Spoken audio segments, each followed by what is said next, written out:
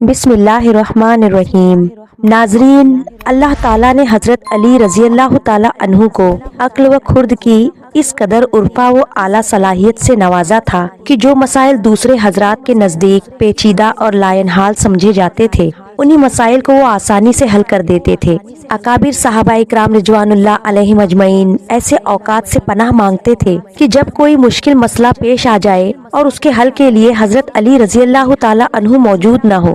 ایک دفعہ یہودیوں کی ایک جماعت حضرت علی رضی اللہ تعالیٰ عنہ کے پاس آئی اور وہ حضرت علی رضی اللہ تعالیٰ عنہ کے علم اور دانائی کے مقام سے واقف تھے۔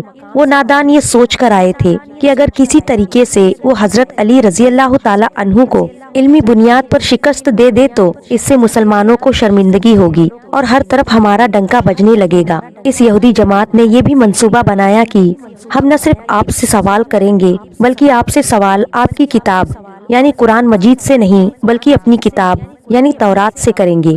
اس جماعت نے من ہی من میں یہ سوچ لیا تھا کہ اگر حضرت علی رضی اللہ تعالیٰ عنہ ہماری شرائط کے مطابق تورات سے جواب دینے پر راضی ہو بھی جاتے ہیں تو یہی ہماری جیت ہوگی، لیکن کیسے؟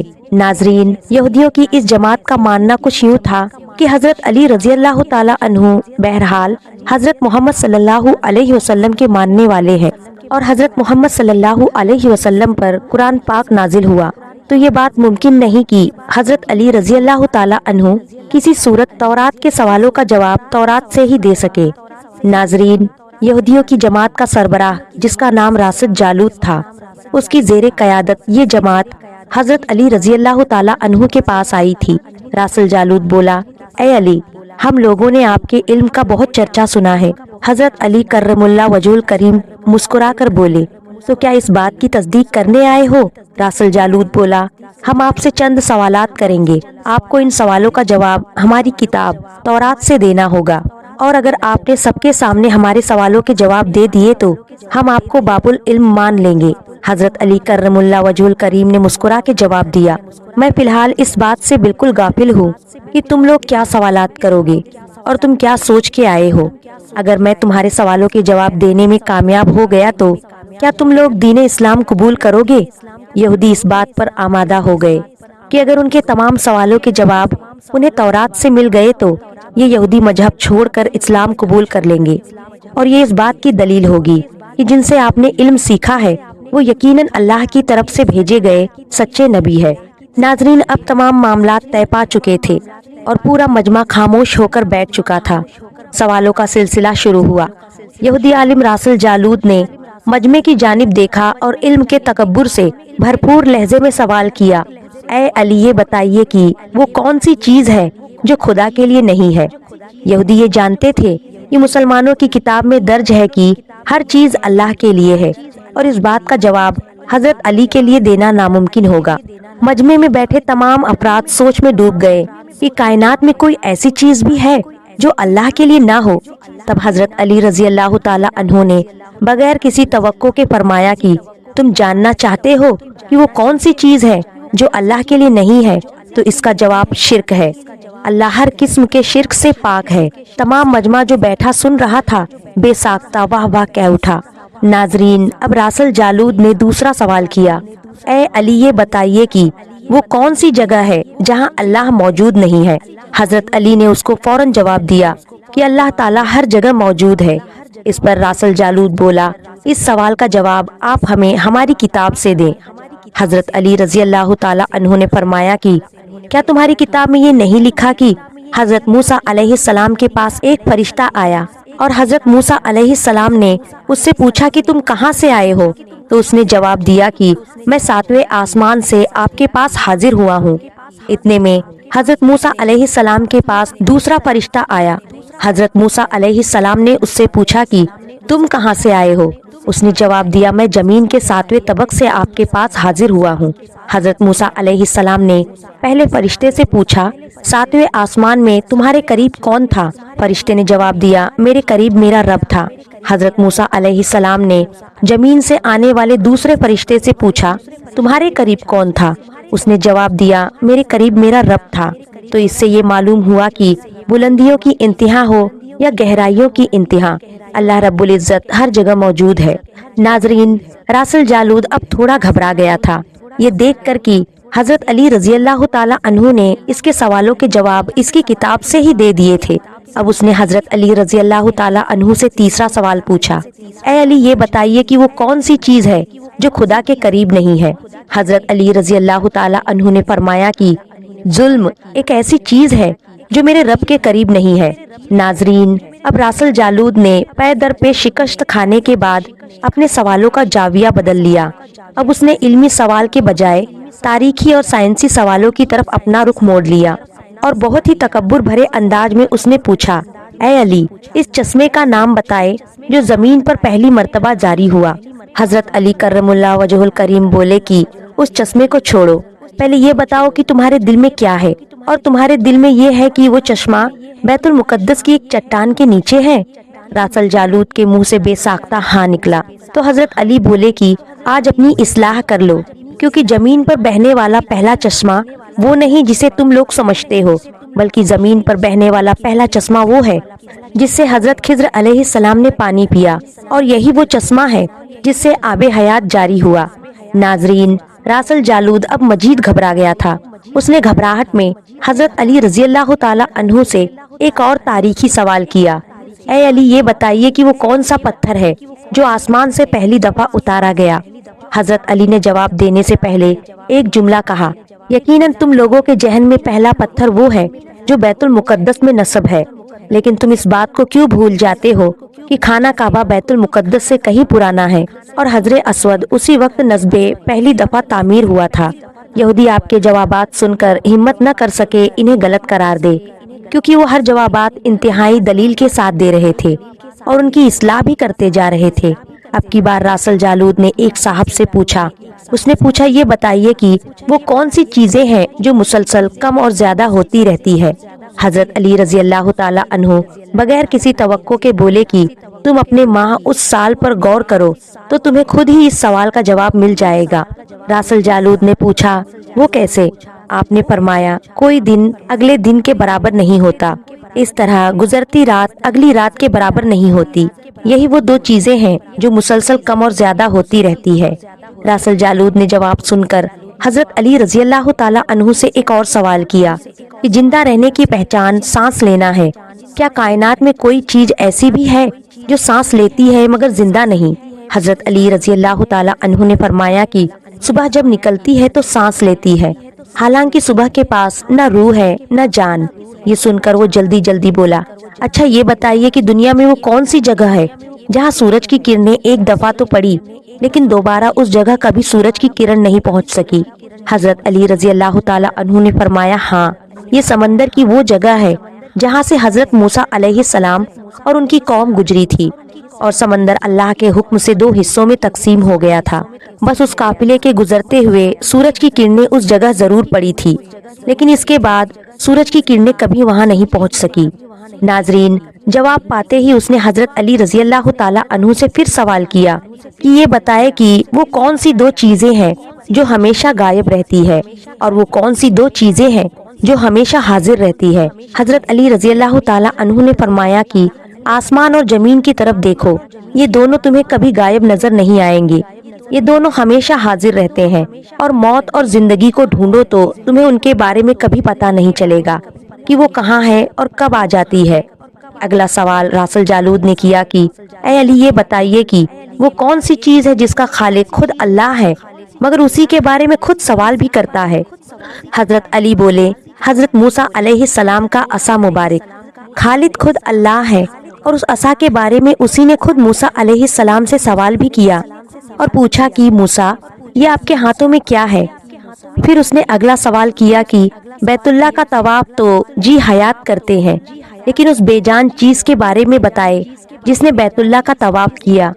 حضرت علی کرم اللہ وجہ الکریم بلا توقع بولے کہ کشتی نوح ایک ایسی بے جان چیز ہے جو طوفان کے دوران اس مقام پر پہنچی جہاں بیت اللہ ہے تو اس نے اس کے گرد 7 چکر لگائے۔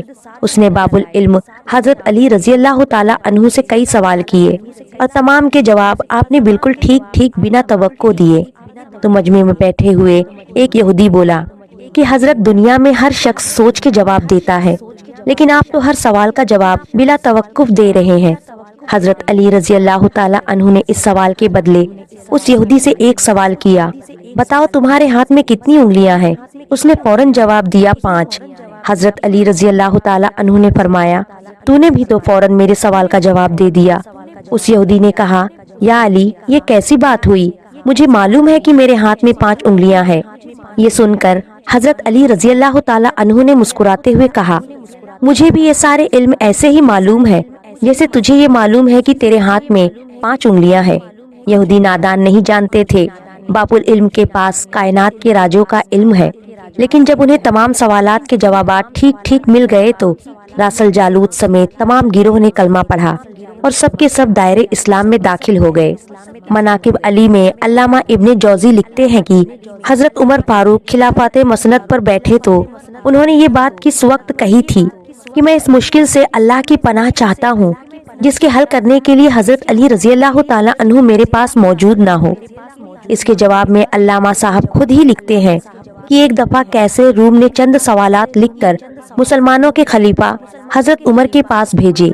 سوالات ایسے تھے کہ جن کا جواب روم میں بھی کسی کے پاس نہ تھا۔ ان سوالات کا مقصد مسلمانوں کو شرمندہ کرنا تھا تاکہ مسلمان اپنے دین سے منتفر ہو جائے۔ چنانچہ مسجد نبوی میں عجیم صحابیوں کی محفل جمی ہوئی تھی۔ کیسر روم کا قاصد آیا اور خط پڑھنا شروع کیا۔ خط کی تحریر کچھ یوں تھی کہ بادشاہ روم نے لکھا تھا کہ یہ خط ہے بادشاہ روم کیسر بنی علی اصغر کا وقت کے خلیفہ حضرت عمر کی طرف کہ میں نے جو سوالات لکھے ہیں مجھے ان سب کے جوابات بتا دیجئے۔ نمبر 1، وہ کون سی چیز ہے جس کو خدا نے تخلیق نہیں کیا؟ نمبر 2، وہ کون سی چیز ہے جو خدا کے علم میں نہیں ہے؟ نمبر 3، وہ کون سی چیز ہے جو اللہ تعالیٰ کے پاس نہیں ہے؟ وہ کون سی چیز ہے جس کے سب بال ہی بال ہے؟ وہ کون سی چیز ہے جس کا صرف منہ ہی منہ ہے؟ وہ کون سی چیز ہے جس کے صرف پاؤں ہی پاؤں ہے؟ وہ کون سی چیز ہے جس کی صرف آنکھیں ہی آنکھیں ہیں؟ وہ کون سا بندہ ہے جس کا خاندان نہیں؟ وہ کون سی چیز ہے جو شکم مادر میں نہیں ہے؟ وہ کون سی بے جان چیز ہے جو سانس لے سکتی ہے؟ وہ کون سی بے جان چیز ہے جو سانس نہیں لے سکتی؟ ناقوس کی آواز کا معنی کیا ہے؟ وہ کون سی چیز ہے جس نے ایک مرتبہ پرواز کی؟ وہ کون سی چیز ہے جس پر صرف ایک بار سورج چمکا؟ وہ کون سا درخت ہے جس کی سایہ کو تیز رفتار سوار 100 سال دوڑ کر بھی عبور نہیں کر سکتا؟ وہ کون سا درخت ہے جو دھوپ اور پانی کا محتاج نہیں؟ دنیا میں اس کی مثال کیا ہے؟ جنت کے برتن جن میں مختلف قسم کے کھانے ہوتے ہیں، جنتی لوگ ایک دوسرے سے ملتے ہیں، دنیا میں اس کی مثال کس طرح کی ہے؟ جنت کے سیب سے حوریں برآمد ہوگی لیکن ان میں ذرہ بھر کمی بھی واقع نہیں ہوگی۔ دنیا میں اس کی مثال کیا ہے؟ جنت کی چابیاں کیا ہے؟ حضرت عمر نے خط پڑھتے ہی فرمایا کہ اس کا جواب تو صرف برادر رسول باب العلم حضرت علی رضی اللہ تعالی عنہ دے سکتے ہیں۔ چنانچہ خط ان کی طرف بڑھا دیا گیا۔ حضرت علی رضی اللہ تعالی عنہ نے لکھا، بسم اللہ الرحمن الرحیم، اما بعد، تیرا خط وصول ہوا۔ میں اپنے رب اور اپنے پیارے پیغمبر حضرت محمد صلی اللہ علیہ وسلم کی برکت سے آپ کو ان سوالات کے جوابات دے رہا ہوں۔ وہ چیز جو مخلوق نہیں، وہ خود خدا ہے کہ جس کو اللہ نے پیدا نہیں کیا۔ وہ چیز جس کا اللہ تعالیٰ سے کوئی تعلق نہیں، وہ یہ بات ہے کہ اللہ تعالیٰ کا پلا بیٹا ہے، حالانکہ خدا واحد ہے۔ خدا نہ کسی کی اولاد ہے اور نہ خدا کی کوئی اولاد ہے۔ وہ چیز جو اللہ تعالیٰ کے پاس نہیں، وہ ظلم ہے۔ اللہ تعالیٰ کا فرمان ہے کہ خدا اپنے بندوں پر کبھی کوئی ظلم نہیں کرتا۔ وہ چیز جو صرف بال ہی بال ہے، وہ ہوا ہے۔ وہ چیز جس کا صرف منہ ہی منہ ہے، وہ آگ ہے، اور وہ چیز جس کے صرف پاؤں ہی پاؤں ہے، وہ پانی ہے۔ وہ چیز جس کی صرف آنکھیں ہی آنکھیں ہیں، وہ سورج ہے۔ وہ شخص جس کا کوئی خاندان نہیں، وہ صرف حضرت آدم علیہ السلام ہے۔ وہ چیز جو شکم مادر میں نہیں رہی، 5 یہ ہے۔ نمبر 1، حضرت آدم علیہ السلام۔ نمبر 2، حضرت حوا علیہ السلام۔ نمبر 3، حضرت اسماعیل علیہ السلام کی قربانی کا دمبا۔ نمبر 4، حضرت موسیٰ علیہ السلام کا عصا۔ اور نمبر 5، حضرت صالح علیہ السلام کی اونٹنی۔ وہ بے جان چیز جو سانس لیتی ہے، وہ صبح ہے۔ ناقوس کی آواز کے معنی یہ ہے، حق ہے، ٹھہرو ٹھہرو، خدا عادل ہے اور وہ سچا ہے۔ کوہ طور پر وہ پرندہ جس نے ایک مرتبہ پرواز کی تھی، دریائے نیل کی سرزمین پر سورج ایک بار چمکا تھا، जिस जगह पर हजरत मूसा अलैहिस्सलाम ने अपना असा मुबारक मार कर रास्ता बनाया था, वो दरख्त जिसको मैं अगर तेज रफ्तार के साथ भी चलूं तो 100 साल तक भी पार नहीं कर सकता, वो शजरे तूबा का दरख्त है, जिसकी शाख जन्नत के हर महल में जाती है। दुनिया में इसकी मिसाल सूरज है कि जिसकी किरण हर घर में पहुंचती है और तमाम जमीन उसकी रोशनी से रोशन हो जाता है। वो दरख्त जो पानी के बगैर उगाया था, वो दरख्त है जो हजरत यूनुस अलैहिस्सलाम के लिए उगाया था। अल्लाह ताला ने इरशाद फरमाया, हम अपने प्यारे हबीब के लिए कद्दू की बेल उगाते हैं। जन्नत के बर्तन में बेशुमार किस्म के इनामात होंगे, वो एक दूसरे से अलग अलग होंगी। उनकी मिसाल हम दुनिया में मुर्गी के अंडे की ले सकते हैं कि जिसमें सफेद और जर्द दोनों पानी शामिल होते हैं, लेकिन एक दूसरे से मिलते नहीं। जन्नत में जो सेब अता किया जाएगा उससे हूर बरामद होगी। इसकी मिसाल ऐसी है जैसा कि सेब से कीड़ा बाहर निकलता है, लेकिन इसमें कमी वाकई नहीं होती। वो चीज जो दुनिया में सबके लिए बराबर है, चाहे वो मोमिन हो या काफिर हो, लेकिन आखिरत में वो सिर्फ और सिर्फ मोमिन को अता की जाएगी। वो खजूर का मेवा है जिसे आखिरत में सिर्फ मोमिन ही खा सकेगा, जबकि दुनिया में मोमिन और काफिर दोनों यकसा इस्तेमाल कर सकते हैं। जन्नत की चाबियां कलमा तौहीद है। इब्ने मुसैब से मरवी है कि खत बादशाह रूम को मिला। उसने खत पढ़कर कहा कि मेरे सवाल के जवाब सिर्फ और सिर्फ खानदान रसूल से ही मिल सकते थे। फिर दरियाफ्त किया कि ये जवाब किस आला हस्ती ने दिए हैं। एलची ने जवाब दिया कि इन सवालात के जवाबात मौला अली इब्ने अबू तालिब रजी अल्लाह ताला अन्हु, जिसको हजरत मोहम्मद सल्लल्लाहु अलैहि वसल्लम ने इल्म का दरवाजा कहा है, उस शख्सियत ने ये जवाब दिए हैं। ये खत पढ़ने के बाद कैसरे रूम ने हजरत अली रजी अल्लाह ताला अन्हु को खत लिखा कि मुझे आपका अरसाल किया हुआ खत मिल गया है। वो पढ़कर मुझे यकीन हो गया है कि आप अहले बैत हैं और रिसालत का कीमती खजाना है। आप ही हकीकी शुजात और इल्म के वारिस है। कैसरे रूम ने अपने दूसरे खत में लिखा कि मेरी ये ख्वाहिश है कि आप मुझे मजहब और दीन की मजीद मालूमात भेजें। मैं खास तौर पर रूह की वजाहत चाहता हूँ, जिसका जिक्र खुदा ताला ने अपनी किताब कुरान मजीद में किया है। ए नबी, लोग रूह के बारे में तुझसे पूछते हैं, तुम उन्हें बता दो कि रूह मेरे परवरदिगार का अमर है। ये रूह क्या चीज है? मौला अली रजी अल्लाह ताला अन्हु ने जवाबन खत में ये लिखा कि अम्मा बाद, रूह एक नूरानी नुक्ता है और एक गैर मरई मखलूक है, जिसको अल्लाह ने अपनी कुदरत कामिला से पैदा फरमाया है और अपने खास खजाने से निकाल कर अपनी मलकियत में रखा हुआ है। और यही रूह ही असल में हर चीज का सबब जिंदगी है और हर रूह जानदार के पास एक वक्त मुकर्रर तक अमानत है। जब उसकी मुद्दत मुकम्मल हो जाती है तो खुदा उसे वापस अपने पास बुला लेता है।